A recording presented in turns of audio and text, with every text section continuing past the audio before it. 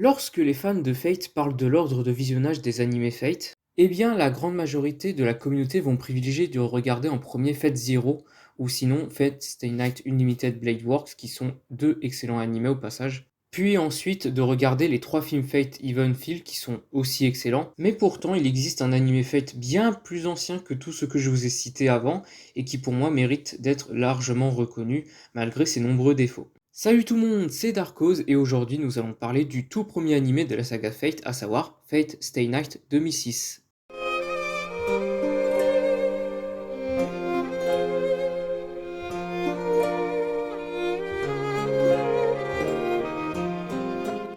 Dans cette vidéo, je vais vous raconter tout d'abord les origines de la saga Fate, ensuite mon histoire avec la saga Fate, comment j'ai découvert la licence, qui fait maintenant partie de mon top 5 des meilleurs animés que j'ai vus, et pour terminer, pourquoi je trouve ça dommage que l'anime Fate Stay Night 2006 soit souvent oublié dans les chronologies de la communauté Fate, ou souvent critiqué à tort.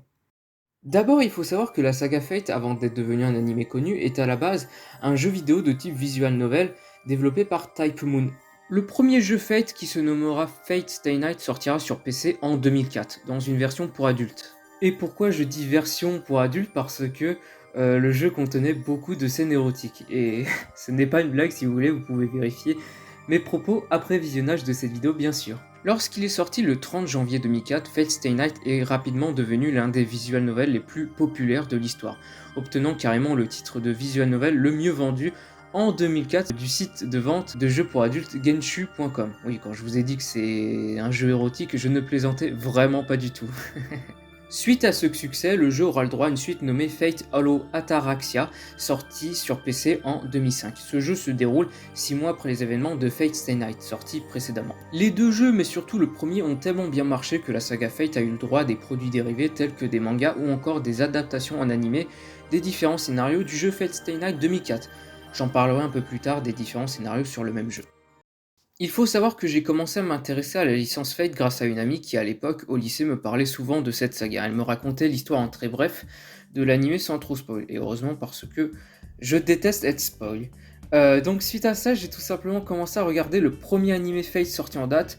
Au début, je me prenais pas trop la tête avec l'ordre de visionnage, et c'est surtout parce que quand j'ai cherché l'ordre de visionnage sur internet, eh bien, c'était le bordel parce que chaque site a sa vision de l'ordre de visionnage de Fate, de la saga Fate en général, donc c'est vraiment très très compliqué de commencer la saga Fate et je comprends les nombreuses questions des gens qui ont envie de se mettre à regarder cette licence. C'est vrai que ce n'est pas simple à suivre l'ordre chronologique, donc ce que j'ai fait, c'est que j'ai commencé à regarder le premier animé Fate sorti en date, c'est-à-dire Fate Stay Night 2006, et quand j'ai regardé cet animé, eh bien j'étais vraiment surpris par son scénario. Donc maintenant, je vais vous expliquer pourquoi selon moi ce Fate 2006 reste un excellent animé, même encore aujourd'hui.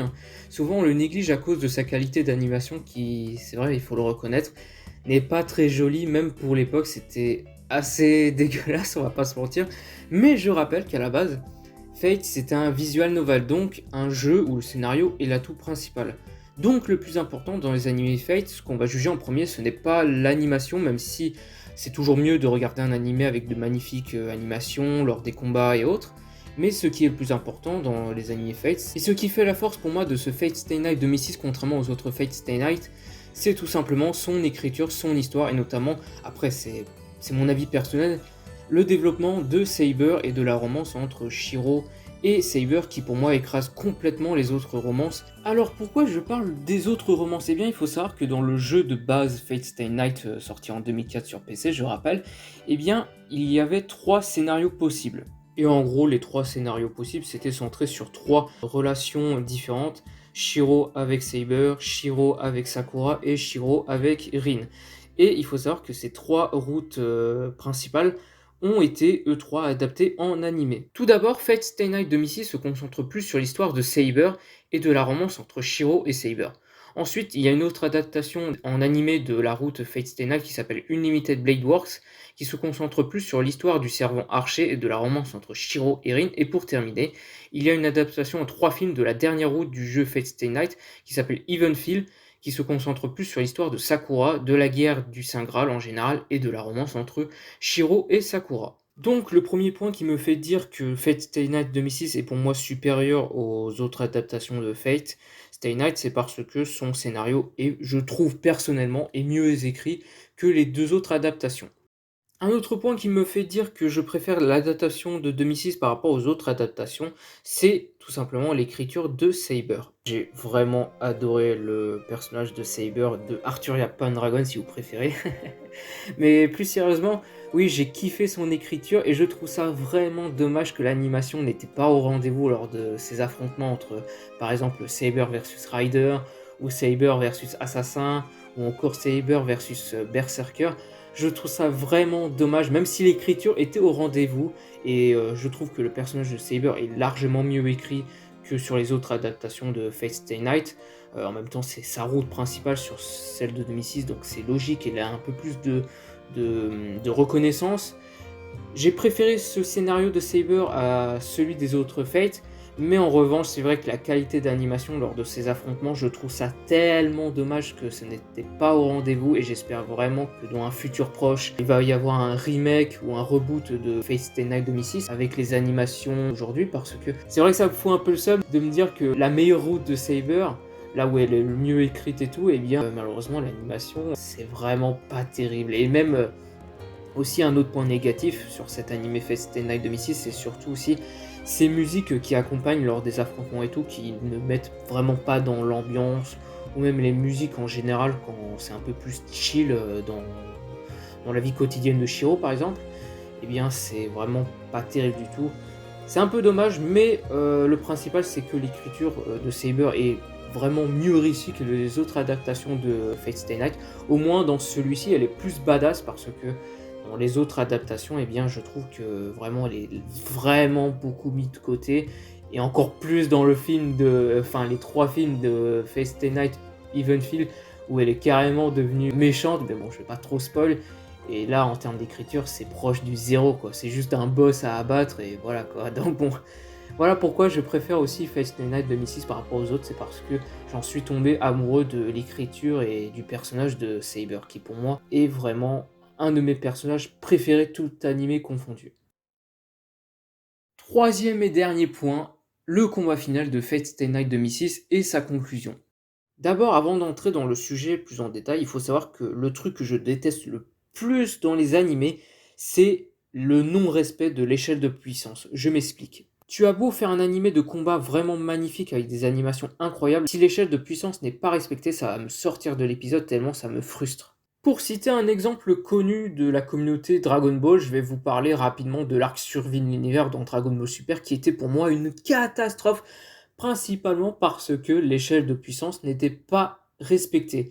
Quand tu vois qu'un Goku SCJ Blue n'arrive pas à battre une Kefla fusionnée, sachant que Kefla c'est une fusion entre une SCJ2 et une SCJ Berserker, c'est tout simplement ridicule. Le fait que Kefla arrive à battre, à mettre à terre Goku SCJ Blue, ça m'a sorti de l'épisode et ça m'a dégoûté tout simplement de cet arc Survie de l'univers qui était vraiment catastrophique.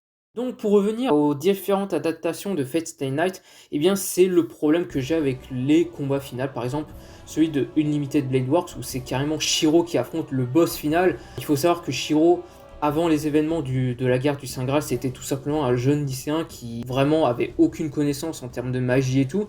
Et là, le fait qu'il puisse battre le boss final en même pas 72 heures d'apprentissage, limite, c'est tout simplement ridicule. L'échelle de puissance n'est pas respectée, c'est vraiment honteux ce combat final. Pour les 3 scénarios de Evenfield, c'est un peu plus différent, même si c'est encore Shiro qui est en centre du combat final, mais après c'est un peu plus logique que l'affrontement de 2014 Unlimited Blade Works.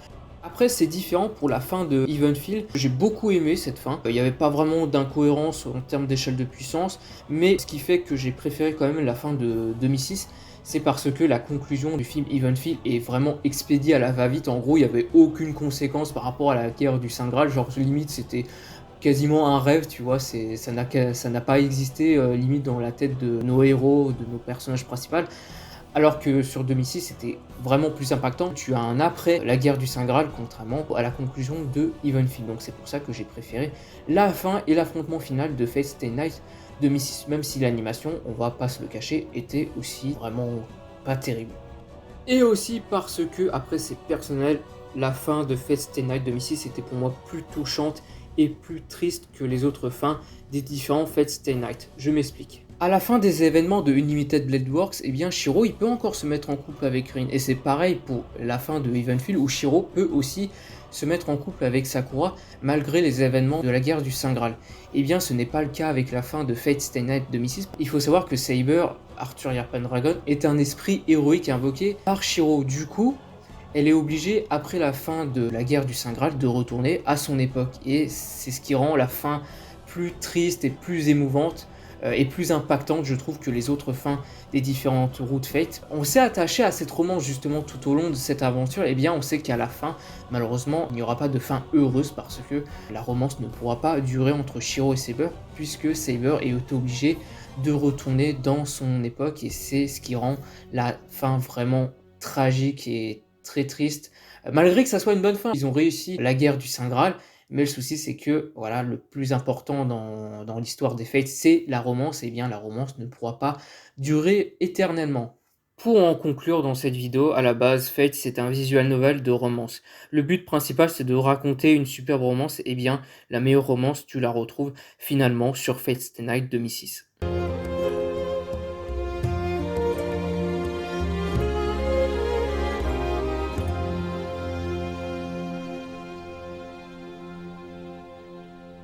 Voilà, cette vidéo est à présent terminée, j'espère qu'elle vous aura plu. Ça m'a fait super plaisir de parler de Fate Stay Night 2006 parce que, comme je l'ai dit en tout début de vidéo, cet animé est souvent critiqué à tort et souvent négligé, alors que franchement c'est mon animé coup de cœur. C'est pour moi le Fate le plus triste, le plus impactant et le mieux réussi en termes de scénario que les différentes routes.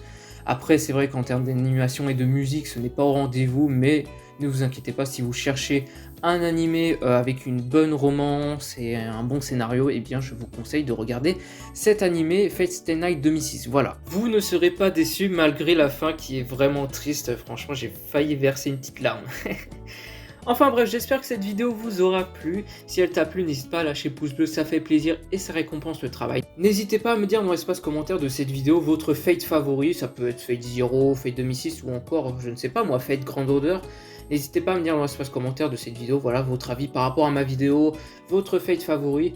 N'hésitez pas à partager la vidéo, c'est très important pour qu'elle ait de la visibilité. Franchement, ça me ferait super plaisir. Et n'hésitez pas surtout à vous abonner à ma chaîne YouTube pour ne rater aucune de mes prochaines vidéos. C'était Darkose, peace les gens.